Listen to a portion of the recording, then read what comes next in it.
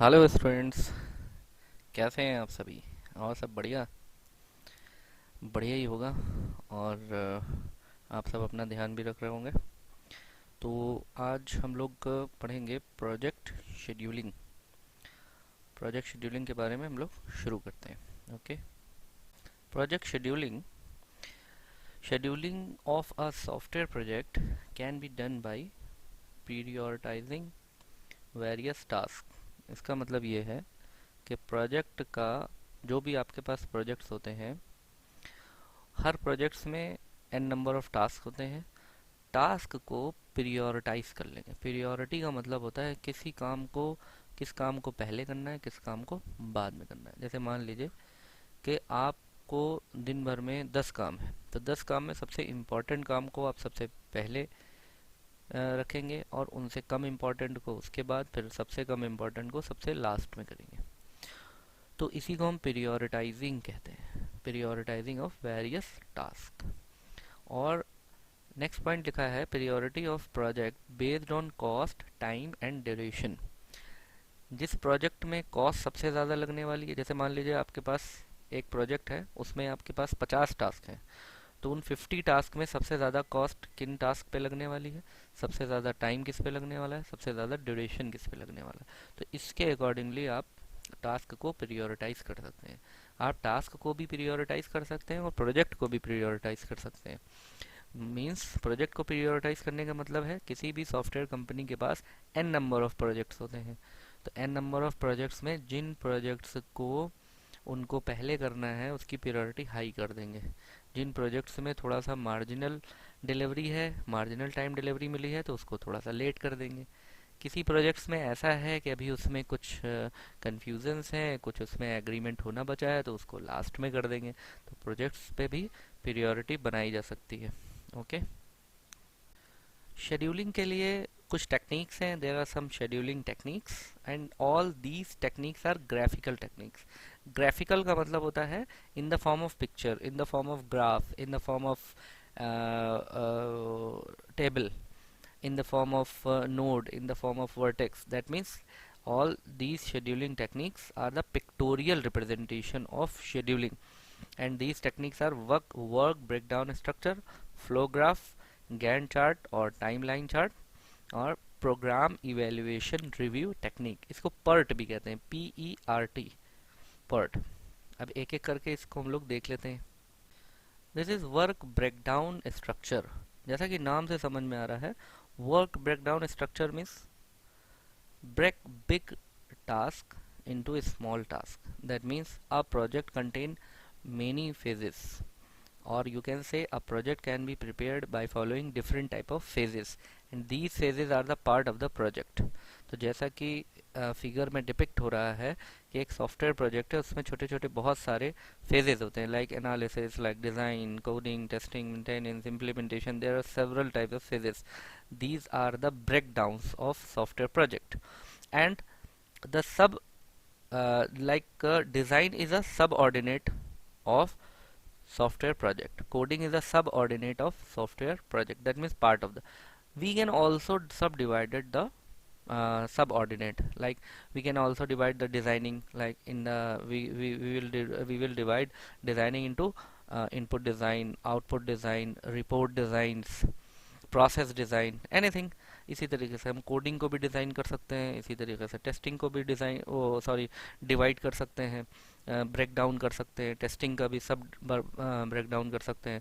जैसे टेस्टिंग में unit testing, ठीक है, टेस्टिंग में कई तरह की टेस्टिंग्स होती हैं, उनमें डिवाइड कर देंगे। फिर किस चीज़ का इनपुट टेस्टिंग करना है, आउटपुट टेस्टिंग करना है, डिलीवरेबल टेस्टिंग करना है, फंक्शन पॉइंट्स टेस्टिंग करना है, तो उसको हम सब डिवाइडेड भी कर सकते हैं। Okay, this is the work breakdown structure. Points of work breakdown structure. These points you can note down. The project is scheduled in various phases following a bottom up or top down approach. ये कह रहा है कि जो schedule आप बनाएंगे वो या तो बॉटम अप फॉलो होगा या तो टॉप डाउन फॉलो होगा। टॉप डाउन और बॉटम अप का मतलब क्या होता है? टॉप डाउन का मतलब होता है when we break the big task into small task. Okay, यानी कि हमने सॉफ्टवेयर को डिवाइड करा कोडिंग, टेस्टिंग, इम्प्लीमेंटेशन में। फिर टेस्टिंग को डिवाइड करा, फिर उसको डिवाइड करा, ऐसे करके हम नीचे आते जाएंगे, 1 लेवल, 2 लेवल, 3 लेवल, 4 लेवल। जब हम लेवल 4 से, अगर हम पहले लेवल 4 को शेड्यूल करें, फिर लेवल 3 को शेड्यूल करें, फिर लेवल 2 को शेड्यूल करें, फिर लेवल 1 को शेड्यूल करें, तो इसे हम बॉटम अप कहते हैं। ट्री लाइक स्ट्रक्चर, जैसे ट्री में होता है ना कि रूट होती है, रूट से फिर चाइल्ड्स होते हैं, चाइल्ड के सब चाइल्ड्स होते हैं। तो अगर हम रूट से रूट टू चाइल्ड जा रहे हैं तो इसको हम कहते हैं टॉप डाउन अप्रोच। अगर हम चाइल्ड टू रूट जा रहे हैं इसको कहते हैं bottom up approach. Okay, a tree like structure is followed without any loops. Loops यहाँ पे क्या कह रहा है कि किसी भी कोई भी लूप नहीं हो। लूप का मतलब होता है कि जैसे मान लीजिए कि आप सब टास्क को फॉलो कर रहे हैं, तो सब टास्क के बाद आप सुपर टास्क, सुपर टास्क के बाद फिर सब टास्क, फिर सुपर टास्क, फिर सब टास्क, ये नहीं करेंगे। मतलब रिपीटेड आप क्या कहते हैं अप्रोच नहीं फॉलो करेंगे शेड्यूलिंग में। एट ईच फेज और step milestone and deliverable are mentioned with respect to the requirement. हर फेज में एक माइलस्टोन सेट होगा। माइलस्टोन का मतलब होता है कि किसी भी काम को हमको कहाँ तक करना है, यानी एक डेस्टिनेशन, उसको हम सेट कर देंगे। वहां तक जब कर लेंगे तो चेक करेंगे कि जितना जितना काम हमने कर लिया है, what we did, we check it, हम उसको चेक करेंगे। अगर सही है तो आगे बढ़ जाएंगे। और डिलीवरेबल्स का मतलब होता है कि जो भी फंक्शंस बनाने के लिए जो भी फंक्शनल रिक्वायरमेंट्स थी, वो रिक्वायरमेंट्स हमारी पूरी, अगर हमको अभी बिलिंग का कोडिंग लिखना है, तो बिलिंग वाला हमने कोडिंग कर लिया, बिलिंग के लिए एक माइलस्टोन सेट कर लिया और बिलिंग का काम कंप्लीट हो गया, तो ये हमारा 1 डिलीवरेबल हो गया। इसी तरीके से हमने ट्रांजैक्शन के लिए कर लिया, इनपुट के लिए कर लिया, आउटपुट के लिए कर लिया, तो डिफरेंट टाइप के माइलस्टोन सेट कर सकते हैं और डिलीवरेबल सेट कर सकते हैं। The work breakdown structure shows the overall breakup flow. Overall breakup flow ये शो करता है। Okay, flow graph. Flow graph जैसा कि इसका नाम है कि ये एक ग्राफ के फॉर्म में डिपिक्ट करते हैं ये शेड्यूलिंग टेक्निक। इसमें वर्टेक्स होते हैं, एजेस होते हैं। ओके, और ये डायरेक्टेड ग्राफ है। डायरेक्टेड ग्राफ का मतलब होता है कि इसका एक डायरेक्शन होगा। तो फ्लो ग्राफ का डायरेक्शन है from left to right. Left to right इसमें जब हम फॉलो करेंगे तो लेफ्ट से शुरू करेंगे स्टार्ट, और M1, M2, M3, M4, M5 these are the subtask. Okay, M1 depict that after completing the M1, the input provided to the M2 and M3. That means after completing the M1, the information goes to M2 and M3. Then M2 and M3 will be started. After completion of M2 and M3, the combination of information provided to the M4. And after completing the M4, the process is end. So this is the flow graph scheduling technique with the help of graph. These are the points of flow graph. Various modules are represented as node with edge connecting nodes. Dependency between node is shown by flow of data between the nodes. Nodes indicate milestone and deliverable. We already discussed the milestone and deliverable. Cycle are not allowed in the graph. That means M2 से आप M1 पे नहीं जा सकते, M2 को complete करना ही है, M4 पे जाना ही है। अगर आपके बीच में शेड्यूल में कहीं कोई गड़बड़ी होती है तो हम फिर से फर्स्ट यानी कि M1 पे जाएंगे, फिर M2, M3, M4, M5, Mn, इस तरीके से एंड तक जाएंगे, क्योंकि जो शेड्यूल बन गया उस शेड्यूल को फॉलो करना है, बैक नहीं आएंगे। ठीक है ना। जैसे कि आप एग्जाम में पेपर देते हैं ना, एक पेपर दे दिया, 2 पेपर दे दिया, 3 पेपर, तीसरे पेपर में आपको ये पता चला कि पहला पेपर खराब है, तो क्या आप पहला पेपर फिर से दे सकते हैं उसी टाइम पे जब एग्ज़ाम चल रहा हो? नहीं ना। फिर उसकी एक प्रोसेस होती है, बैक फॉर्म भरते हैं, फिर उसके बाद वो डेट आती है, फिर नेक्स्ट सेमेस्टर के साथ उसको आप देते हैं, तो एक चेन होता है ये। आप बैक एकदम से नहीं आ सकते कि पता चला अरे फर्स्ट पेपर, कल वाला पेपर ख़राब हो गया था, लाओ हम कल वाला पेपर फिर दे दें आज, तो ऐसा नहीं है। उसी वगैरह cycles are not allowed in the graph. और बाकी आप इसमें स्लाइड्स में लिखा ही हुआ है, ये आप पढ़ लीजिएगा और नोट कर लीजिएगा। ओके, तो this is the next technique, next scheduling technique is the Gantt chart. इसको हम टाइम लाइन चार्ट भी कहते हैं, ठीक है, या इसको बार चार्ट भी कहते हैं। ये this chart depict with the help of table, और इसमें आप देख रहे हैं कि कुछ कॉलम्स हैं और कुछ रोज हैं। Column depict, first column depict the task, second, third, 4, 5, 6, 7, 8, 9, 10, बाकी remaining columns shows the duration.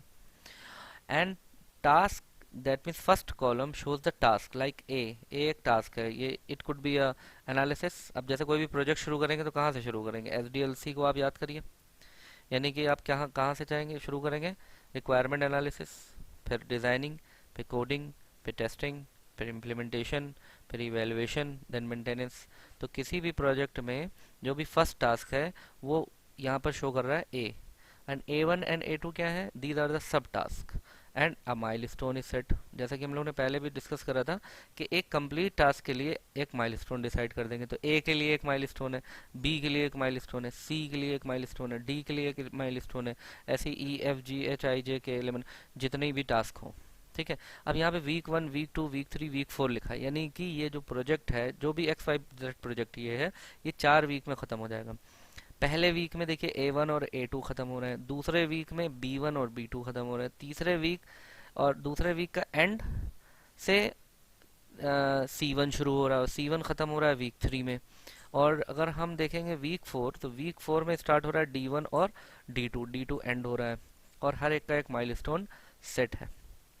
और इसमें वीक 1, वीक 2, वीक 3 जहाँ पे लिखा है, यहाँ पर हम मंथ 1, मंथ 2, मंथ 3, मंथ 4 भी लिख सकते हैं। इट डिपेंड्स कि प्रोजेक्ट कितना बड़ा है। अगर मान लीजिए प्रोजेक्ट 6 महीने का है तो आप मंथ 1, 2, 3, 4, 5, 6 लिख लीजिए। वीक लिखना है तो आप वीक 1, 2, 3, 4, 5, 6 जो भी मन है, आप जिस तरह से आप शेड्यूल बनाना चाहें। कोई अपना टाइम टेबल पढ़ने के लिए जैसे आप बनाते हैं, कोई 1 घंटे का बनाता है कि हम 1 घंटे हिंदी पढ़ेंगे, कोई कहता है हम 1.5 घंटे हिंदी पढ़ेंगे, कोई कहता है हम आधे घंटे हिंदी पढ़ेंगे, तो जैसा कोई कहता है हम पढ़ेंगे ही नहीं। तो डिपेंड करता है जैसा शेड्यूल आपको बनाना है। These are the points of Gantt chart. A Gantt chart can be developed for the entire project और separate chart can be developed for each functions, मतलब फंक्शन वाइज भी बना सकते हैं गैंट चार्ट और पूरे प्रोजेक्ट का भी बना सकते हैं। A tabular form is maintained where rows indicate the task with milestone and column indicate the duration as we discussed previously. The horizontal bars that spans across column indicate duration of the task. The circle indicate the milestone. मतलब ये जो points हैं ये उसी tabular form को explain कर रहे हैं। आपको और भी कुछ points समझ में आए तो आप you can add more points. Okay. This is your PERT chart. PERT, PERT. That means Program Evaluation Review Technique. This scheduling technique is used for high risk project. High risk projects जो होते हैं उनमें सभी task को बहुत carefully divide करा जाता है और हर टास्क के लिए ड्यूरेशन को डिसाइड कर दिया जाता है, और जितनी भी टास्क होती हैं सबका एक ड्यूरेशन सेट होता है, और हर टास्क का एक minimum duration, completion of minimum duration and maximum duration each and every task. Like जैसे यहाँ पर आपको अगर आप देख पा रहे होंगे तो इसमें एक नोड है start with date and end with date, यानी डेट आप डाल दीजिए यहाँ पर। जैसे मान लीजिए कि 2020 में आपने एक प्रोजेक्ट शुरू करा अप्रैल 2020 और आपने एंड डेट दे दी अप्रैल 2021, यानी कि 1 ईयर इसमें लगेंगे। अब आपने हर एक फेजेस के लिए इसमें ड्यूरेशन डाल दी हैं। हमने डेज में डाली हैं, आप वीक्स में डाल सकते हैं, मंथ्स में डाल सकते हैं, आप इनकी कॉस्ट भी डाल सकते हैं। हर हर फेज पे जैसे एनालिसिस पे कितनी कॉस्ट लगेगी वो कॉस्ट भी आप यहाँ पे इंडिकेट कर सकते हैं। लाइक आपने कहा कि भाई इसमें 50,000 रुपीज़ एक्सपेंस होगा, डिज़ाइनिंग में आपने कहा कि से 60,000 इन्वेस्ट होगा, एक्सपेंस होगा, कोडिंग में आपने कहा कि भाई इसमें जो है वो आपका 70,000 80,000 एक्सपेंस होगा, टेस्टिंग में इसी तरीके से। तो you can also indicate the cost with durations. Duration you can depict, you can show the duration in days or week or months. This is your program evaluation technique. इसके कुछ points हैं जो next slide में हम discuss करेंगे। And these are some points in program evaluation review technique mainly used for high risk project, जैसा कि हम लोग डिस्कस कर चुके हैं। इसमें कुछ पॉइंट्स हैं, कुछ वेरिएबल्स यूज़ करेंगे, like time taken to complete a project is T normal, time taken to complete a project with minimum time is t minimum. These are some variable, just note down it, and it is all about your PERT chart, program evaluation review technique. आप और भी कुछ इसके बारे में PERT के बारे में पढ़ना चाहते हैं then we will discuss in the class when the class will resume, else this is sufficient for your examination purpose. Okay, that's it. That is all about the scheduling technique. Hope कि आपको ये समझ में आया होगा. Okay, that's all. Thank you very much.